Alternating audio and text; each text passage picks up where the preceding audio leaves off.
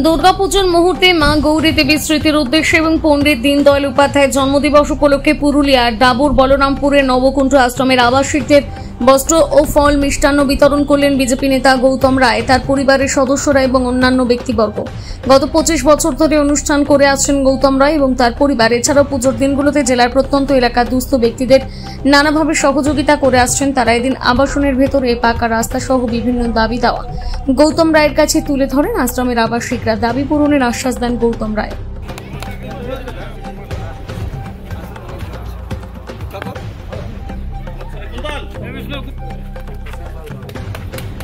जाओ जाओ जाओ नहीं जाओ जाओ उधर जाओ।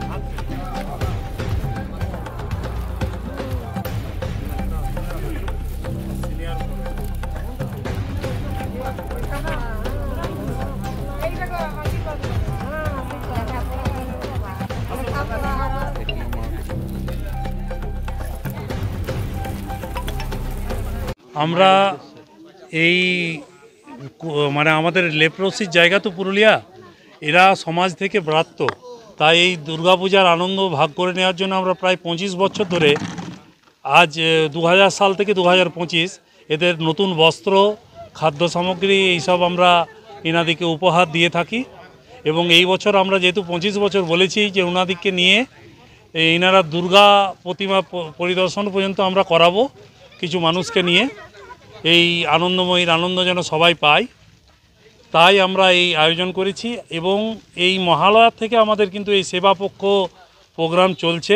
আমরা 15 দিন ধরে নানান রকমভাবে মানুষের সেবায় আমাদের নিয়োজিত হয়ে আমরা থাকি। এটা আমাদের মানে প্রথম থেকেই এটা আমরা করে থাকি। এই পুজোতেও আমরা দেবী পক্ষে মানুষের এইসব সেবা কার্যে আমরা লিপ্ত থাকবো। আজ আড়সা, কালকে বলরামপুর, কিছু আদিবাসী গ্রামে আমাদের পরপর প্রত্যেক দিন প্রোগ্রাম আছে। এদের রাস্তার একটা দাবি আছে, কিছু আলো। আমরা আমাদের এমএলএ এমপি দিককে বলে আমরা তার ব্যবস্থা করে দেবো। আগের বছর এই অসুবিধা